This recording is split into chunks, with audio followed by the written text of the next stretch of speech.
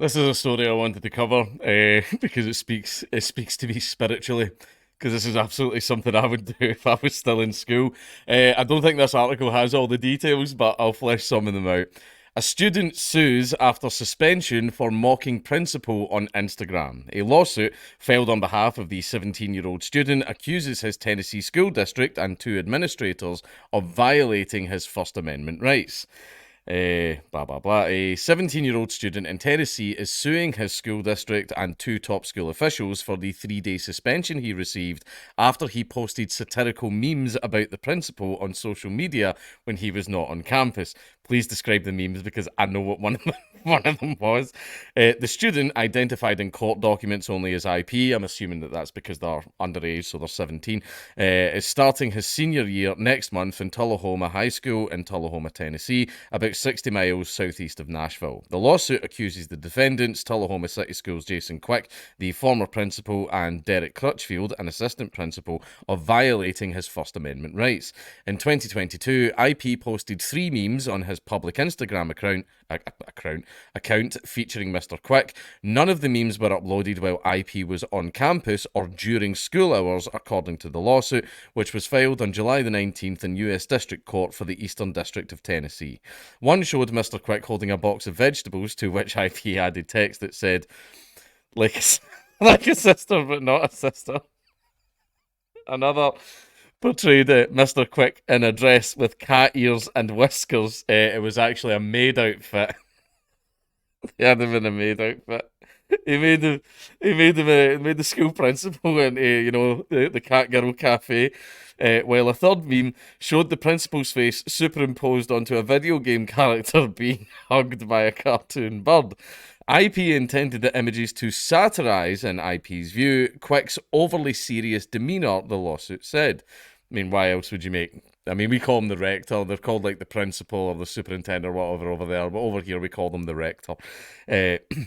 Or the rectum, like everyone used to say. IP was informed of the 5-day suspension by Mr. Crutchfield in August 2022 after a meeting with Mr. Quick. The student had panic attacks, the lawsuit says, and the suspension was reduced to 3 days, the same punishment that applies to students in a fist fight. The Foundation for Individual Rights and Expression, a free speech advocacy group also known as FIRE, first time I've actually heard of those guys, said in a statement that the student intended the images to be tongue-in-cheek commentary satirising a school administrator he perceived as humourless, and the suspension certainly proved his point. Connor Fitzpatrick, a fire lawyer and the lead lawyer for the student, said on Monday that the heart of the issue is that as long as the posts do not disrupt the school day, the school cannot censor it. He said that IP is asking that his suspension be expunged from his record and that he is also seeking unspecified monetary damages from a jury trial. Mr. Fitzpatrick said the student's legal team is also asking the court to prevent the high school from enforcing its social media policy. The policy says social media use that is unbecoming of a student or the distribution of photographs, videos, or recordings that are embarrassing, demeaning, or discrediting to students or staff members could be subject to discipline, including suspension. I would say anything that happens, I've got the same policy here. What my guys get up to, like when they're not at work, is literally none of my business. I don't ask and I don't care. If they do their job well, then I truly don't care. Even though they wind me up on Twitter all the time. But I mean, they're going to have to come into the office the next day, so instead of suspending them or, giving them a verbal warning, I give them a dead arm. That's right, I beat my staff. Mr. Crutchfield could not be reached. Courts in the United States have previously ruled on whether schools have the power to oversee or discipline students' behaviour off campus and outside of school hours. The Supreme Court ruled in 2021 that a Pennsylvania school district had violated the First Amendment rights of a student by suspending her from the cheerleading squad after she posted vulgar messages about the school on Snapchat while she was not on school grounds. A school child bitching about school. Jesus Christ, absolutely none of us, I bet none of you, I'm willing to bet right now, none of you watching this video have ever done that. Ever. You've never bitched about school. Ever. Ever. Good God, I can't. There's kids out there complaining about school. Well, I never. Unheard of. unheard of. Kids these days. The Tennessee lawsuit said the First Amendment prevents public school employees from acting as a round-the-clock board of censors over student expression, which in IP's case were non-disruptive and non-threatening. I mean, it was the picture of the principal and address. The Supreme Court has been clear, unless a student's off-campus expression causes a substantial disruption at school, the job of policing their speech falls to the parents, as it should always be in every single case. The lawsuit said, not the government. Yeah. However, like, let's just say, if I got, I'm worried about this. My wife is definitely worried about this because I have a habit, right?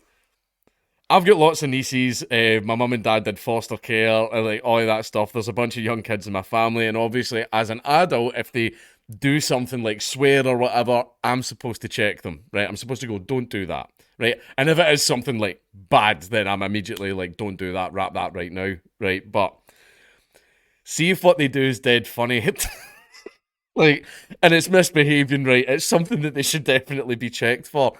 But see if it's dead funny, I can't check, I can't check them for it.